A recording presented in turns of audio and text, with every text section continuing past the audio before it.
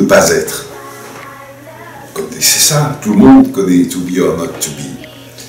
Eh bien, c'est la question européenne. C'est rare. Aujourd'hui, il y a beaucoup de sujets qui clivent les gens, qui les séparent, qui les empêchent de tomber d'accord. Et l'Europe, je crois, pourrait être un sujet qui nous rassemble beaucoup plus. Effectivement, on se sent de plus en plus européen. Dans le domaine de l'enseignement supérieur et de la recherche, l'Europe est une absolue évidence, puisque l'un des succès de l'éducation européenne, c'est l'espace européen de l'enseignement supérieur et de la recherche. Finalement, de créer un sentiment d'appartenance à l'Europe, de créer un sentiment de citoyenneté européenne.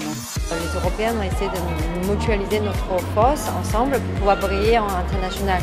Très clairement que je veux voir un jour l'avènement des États-Unis d'Europe. Pour me parler de ça, ça me rappelle aussi la vieille Europe. On est une Europe vieillissante. On est déjà le passé du monde. Alors...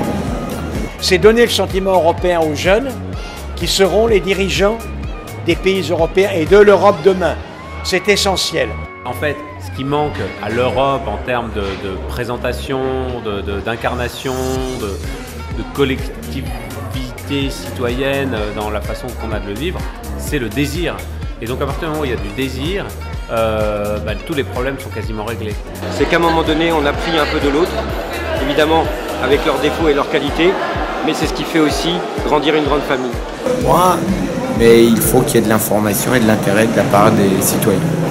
Je pense que ça peut représenter une force, de par la diversité de ces cultures, même si c'est sur le continent européen, il y a beaucoup de cultures. Pour moi, ça peut être un Eldorado, et qu'il faut que l'Eldorado il reste accessible. Donc, je trouve que cette proximité entre tous les pays d'Europe est vraiment une richesse à exploiter. Vous direz, c'est une force de s'accepter, c'est un challenge de se surpasser, mais le faire avec ses grands adversaires, c'est le faire aussi pour stimuler tout le monde. Et je pense que ce qu'on recherche, c'est le bien pour tous. C'est les moyens qu'elle peut proposer, c'est l'ouverture aussi sur les mondes vers les autres, de découvrir un petit peu l'autre, ce qui se passe ailleurs.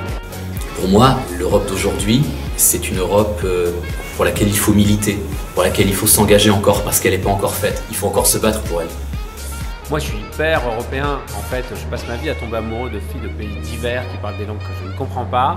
Et en Europe, on rentre en Espagne comme si on changeait de vie. Donc c'est vraiment super et puis ça nous permet vraiment de découvrir un melting spot vraiment magnifique. De pouvoir partager aussi des moments avec d'autres personnes qu'on ne connaît pas, qui ne viennent pas du même milieu que nous, pas du même pays, qui ne parlent pas la même langue. Donc c'est un moment de partage qui est super important. Évidemment, c'est un gros bazar administratif, c'est un gros merdier, mais ça avance. Voilà, ça avance. Moi, je veux une Europe généreuse qui va contaminer les autres, qui va poloniser les autres continents en disant le vivre ensemble est important, la paix.